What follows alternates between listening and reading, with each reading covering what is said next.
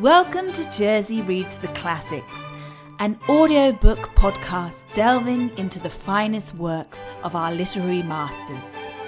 Unfortunately, it's read by this woman. What the hell? Who cares? Let's go on an adventure. Hello, and welcome back to Jersey Reads the Classics with me, your host, Rosa D. Candia. Well, my friends, you know where we are. We are reading The Wonderful Wizard of Oz, so we're going to proceed to Chapter 4, which is The Road Through the Forest. After a few hours, the road began to be rough, and the walking grew so difficult that the Scarecrow often stumbled over the yellow bricks, which were here very uneven.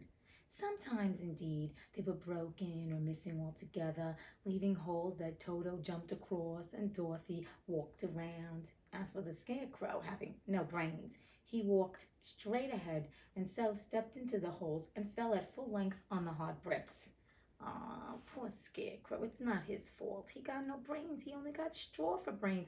They usually say shit for brains, but he got straw for brains. Aw, I'd rather have straw for brains than shit for brains. Just saying.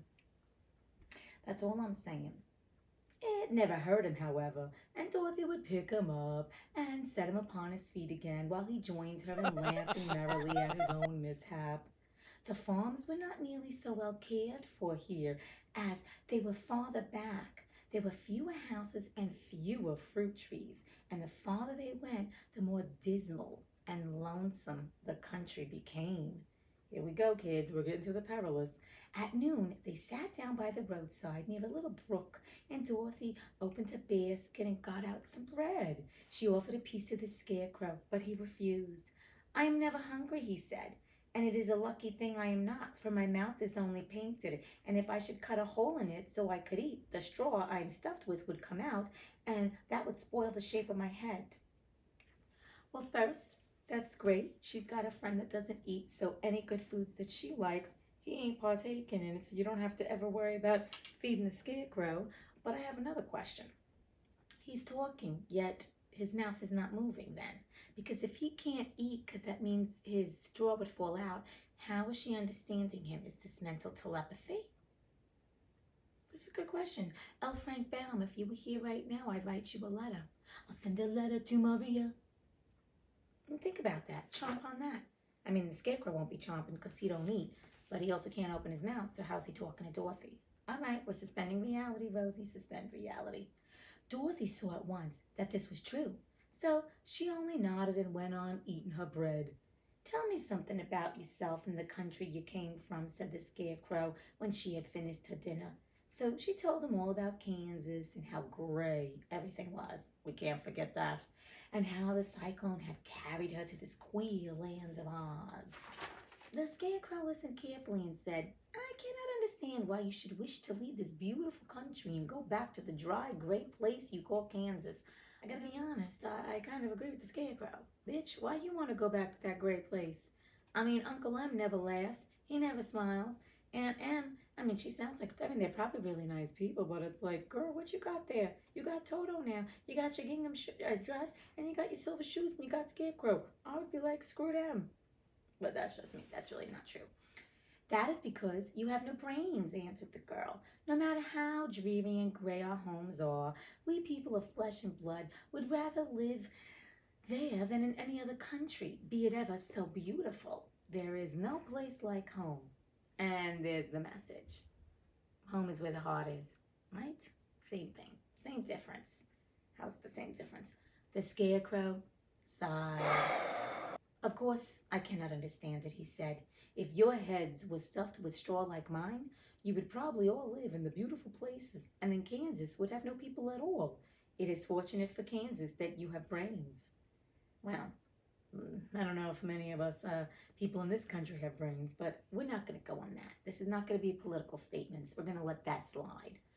"Won't you tell me a story while we are resting?" asked the child. The Scarecrow looked at her reproachfully and answered, "My life has been so short that I really know nothing whatever. I was only made day before yesterday. What happened in the world before that time is all unknown to me. Luckily, when the farmer made my head, One of the first things he did was to paint my ears so that I heard what was going on. There was another munchkin with him, and the first thing I heard was the farmer saying, "How do you like those ears?" "They aren't straight," answered the other. "Never mind," said the farmer. "Their ears just the same," which was true enough. Okay. "Now I'll make the eyes," said the farmer. So he painted my right eye, and as soon as it was finished, I found myself looking at him and at everything around with a great deal of curiosity, for this was my first glimpse of the world. "That's a rather pretty eye," remarked the munchkin who was watching the farmer. "Blue paint is just the color for eyes." "I think I'll make the other a little bigger," said the farmer. And when the second eye was done, I could see much better than before. Then he made my nose and my mouth, but I did not speak, because at that time I didn't know what a mouth was for. I had the fun of watching them make my body and my arms and legs, and when they fastened on my head at last, I felt very proud, for I thought I was just as good as a man as anyone. "This fellow will scare the crows fast enough," said the farmer. "He looks just like a man." "Why, he is a man," said the other, and I quite agreed with him. The farmer carried me under his arm to the cornfield and set me up on a tall stick where you found me. He and his friend soon after walked away and left me alone. That's sad. I mean, the farmer and the munchkins didn't realize the straw man was, the tin man was alive. I called the straw man, the scarecrow was alive. And, oh, they just leave him in the field to do his job, which is the scarecrows, which you know my story from last episode. Oy, I know. I should not admit that. That's going to be forever on the internet. I don't know how that's going to play out in a few years. But I'm notating that. I am notating that. But I'm doing it by my own hands, and that's okay too. Okay. I did not like to be deserted this way, so I tried to walk after them, but my feet would not touch the ground, and I was forced to stay on the pole. He became a pole dancer. Just kidding. It was a lonely life to lead, for I had nothing to think of, having been made such a little while before. Many crows and other birds flew into the cornfield, but as soon as they saw me, they flew away again, thinking I was a munchkin. And this pleased me and made me feel like I was quite an important person. By and by, an old crow flew near me, and after looking at me carefully, he perched upon my shoulder and said, "I wonder if that farmer thought to fool me in this clumsy manner. Any crow of sense could see that you were only stuffed with straw." Then he hopped down at my feet and ate all the corn he wanted. The other birds, seeing he was not harmed by me, came to eat the corn too, so in a short time there was a great flock of them about me.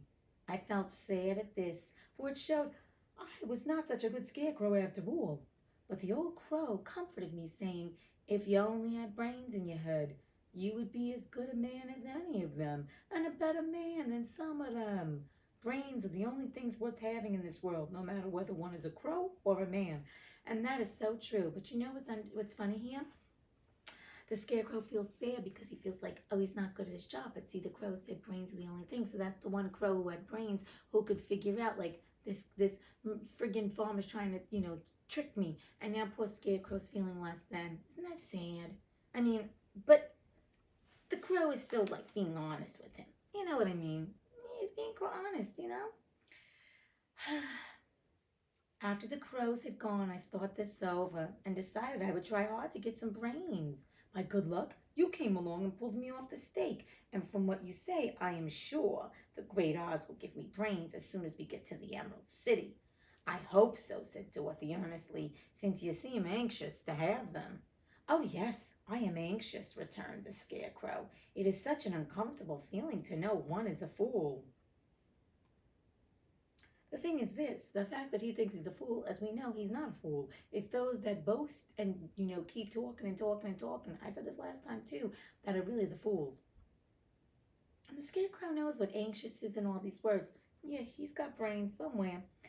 "Well," said the girl, "let us go." And she handed the basket to the Scarecrow.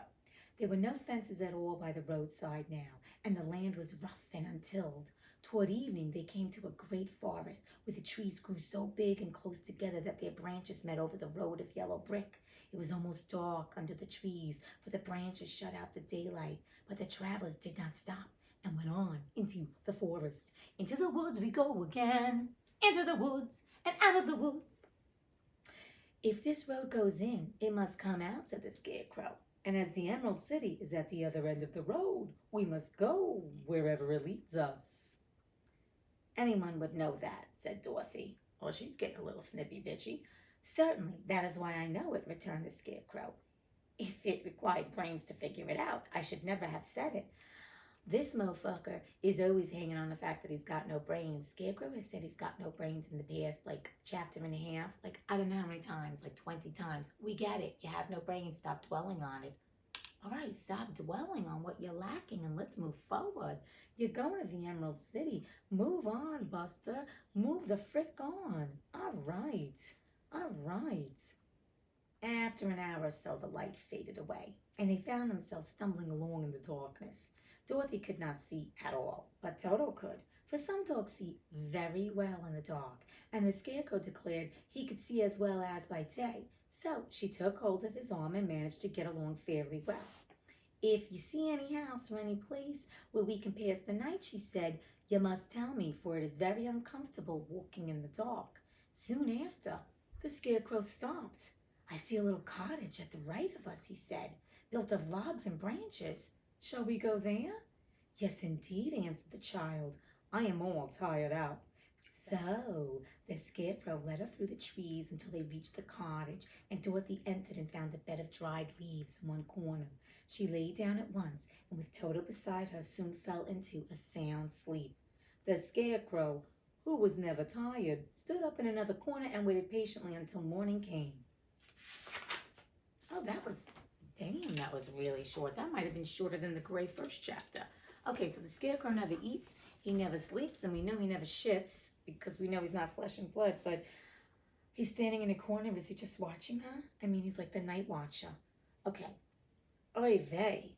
These two really do make a fine pair, I must say. I do think it's interesting. The Scarecrow cannot eat because he can't open his mouth, but yet he can talk. I'm still perplexed if he's doing all this with his mind, but I know I gotta drop that. There's lots of things I fixate on. It's like a weird thing. All right, I gotta let it go. But let's talk about the fact that the Scarecrow keeps talking about his lack of brains. Oh my God.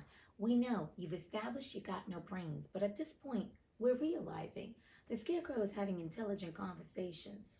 And the fact that he thinks, I need brains, so I'm not a fool, lets us know, dude, you're really not stupid. And the thing is this, where in your life do you focus on your lack? Right? We all do that. We think, well, this is the thing. The Scarecrow didn't know he didn't have brains until the Crow told him you don't have brains. So then the Scarecrow's like, well, I don't have brains, which means now I'm stupid, and now I need brains, and now that's all he's dwelling on. So where do you feel like you are lacking? And we all have something we think, I can't do this, I can't do this. But where did it come from? What made you think that you can't do something? Now, with that being said, we are not all born stellar athletes, singers, dancers, actors, writers, all these things, inventors. We get all this stuff. We are not supposed to excel at everything. But we all have a certain gift and a talent, whatever that may be. But it's kind of like today, so many people, because of social media and all the crap that's out there, and we see all these people that lead in the glamorous life where they got this, and we think they have it all, that we feel like we are less than and are lacking something. So what we do is we dwell on the shit we don't have. And I just want to encourage you to think about, what are the things you're dwelling on that you think you don't have? Now, is it because you really feel like, well, I'm not that person that has that particular gift? Okay, so maybe you can't write a novel, but I have a question. Is that something you really want to do? Because if that's something you really want to do, then take a course and force yourself to sit down and start journaling. There are steps you can take. Doesn't mean you're going to be the greatest novelist ever, but there are some books that were written, an author has written one book and that was the greatest book they ever wrote, and they never wrote another book again. So you know what they say? Everybody's got a novel in them. You know what I mean? But the point is this. Who told you, or what made you believe you lack something? And then why do you fixate on it? So I want to encourage you to think about the things like, yeah, I'm holding on to this thing since I was a kid maybe, and someone told me like, well, you don't have that. And it's like, you believe that. So what happened is you created that reality that you don't have that gift and talent or whatever that thing is that someone told you didn't have. And that's where I think when we're young especially, we adopt and create a reality by the things that people have told us or what they've shown us. And so then what happens, our reality spits back to us what we exactly believe, which is not always the truth. I mean, 9 times out of 10, you're believing shit about yourself, which is not true, especially the negative stuff. And I just want to encourage you to think about all the good things you have and start focusing on that, because once again, putting yourself and focusing on lack in your life doesn't serve you. All it brings is more feelings of lack and worry and fear and doubt that you're not enough and that you're not worthy. And what the journey of life is to get back to your feeling of worth and enoughness. Because when you're born, my friends, you're spit out into this world. You're this bright light. You're not tainted. And then, years go by, not that many. You get told maybe at 5 years old, no, you can't play with her. Or you're not as pretty as her because all the boys like her. She's pretty. Or that boy's got, he's really a great athlete. You're not very good and you get picked last on the dodgeball team or kickball. I'm speaking from experience. I mean, honestly, I wasn't an athletic kid. I was good at gymnastics, but that's not the point. But the thing is this, I knew I wasn't athletic, but it's also not an interest of mine. However, even though I may not be an athlete, I actually used to do one-handed cartwheels, and there were other things I could do. So see, this is the thing. Looking back, I'm like, oh, that is being athletic. So why did I think because I was picked last in kickball that I sucked? Maybe the kids just didn't like me. Who cares? And my point is, what are you choosing to believe about yourself? And what are you choosing to focus on in your life that you don't have, or that you're lacking, or you're not good at? Because at the end of the day, you're focusing on something that doesn't serve you. So I just want to encourage you to start focusing on the good things you have. And if you can, if you're journaling, great. If not, just list in your mind all the great qualities you have. I think we've done this before, but I don't think you can do it enough, because I think the problem is this. This is a society that we keep looking at other people to determine how we feel about ourselves. Stop it. Stop it. Stop looking at social media if it's going to bring you down. There are a lot of positive people you can follow. There are a lot of pages that can instill self-worth and enoughness, which I would encourage you to follow, versus the people that are like, I'm beautiful, I'm this, I'm perfect, look at this. Most of that shit's photoshopped. You know what they say, like, people on Facebook and social media, it's just their highlight reel. You're not seeing the truth of their life. And a lot of social media influencers talk about how when they were thriving and making so much money and everybody was loving their pictures, they were in the biggest depression of their life. So it's not all gold that glitters, right? And at this point, I think it behooves all of us to take the facade off. And I think especially what's happening now with the quarantine and everything else, the unrest in the world, is that the veil is being removed. It's time for us to step into our greatness. It's time for us to stop prioritizing or valuing shit that doesn't serve us. The exterior crap is exterior. I mean, yeah, it's always nice to admire someone who has great beauty or, great hair, great makeup, I don't know, is talented and all this other crap, but it doesn't mean that you don't have it within you, because if you can see it in somebody else, they're reflecting back to you what you already have. But because you're not focusing on the good that you have, you're not seeing it in yourself. So I just want to encourage you to stop focusing on the lack. Stop adopting it. Stop saying, I don't have this, because this scarecrow keeps saying, I don't have brains, I don't have brains. We get it. You keep saying you don't have brains. We know you don't have brains. But at this point, we've realized that's just a physical notion, right? It's not the truth of him. He actually is an intelligent dude, and he's speaking and all this other stuff. Even speaking of his mouth doesn't open, but I got to let that go. Let it go, Rosie. Let it go. Anyway, the point is this. Stop focusing on what you don't have and start looking at all the good that you do have and who you are and what makes you unique.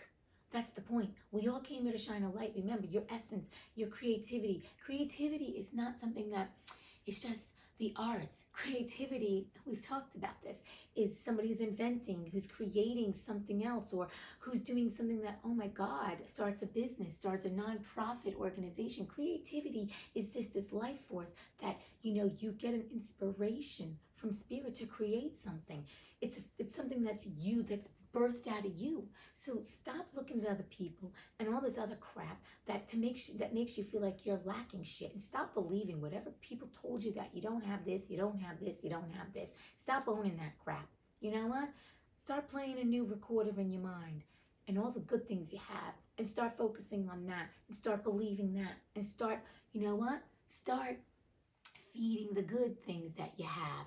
And you know what? You know what's going to happen? Once you start looking at all the wonderful, positive things you do have, something else will be birthed from you, and you'll see how your life will change. So with that being said, I know I went off on a tangent for such a short chapter. Do you see these little chapters even pack a punch? We can find teachings in anything. And I got to be honest with you. I did not plan. I don't know what I'm going to say. Between the podcast and this, sometimes it's the same message, sometimes it's not. I don't know. But the point is, it's not like I sit the night before and I'm like, ooh, this is the message I gleaned from it. Nah, this is what I got. This is what I give. It's whatever's going on. It's whatever's being birthed out me right now. So whatever you are focusing on, that's what you're going to birth. So stop focusing on lack and start focusing on all the good that you already are, and continue to feed the good, because from feeding that good, more good will grow. Okay, I've had enough. You've had enough. I've had it. Enough is enough. No more tears. I really can't sing loudly right now because it's really early in the morning, because it's quiet right now in my complex. But anyway, I digress. Hope you have a beautiful day. Please, stop worrying about what you don't got. Start focusing on what you do got. Start realizing how wonderful you are and amazing you are, and owning it. Own that shit. And just be you. Because you know what? You are already enough, and you're worthy. The work that we're doing here, and whenever I talk about bettering yourself, it doesn't mean that you're not good enough, but you got to start believing that you do. All right? Don't walk the walk. Don't just talk the talk, walk the walk. That's all I'm saying. Okay? That's all I'm saying. Okay, bye. I'll see you soon. Arrivederci.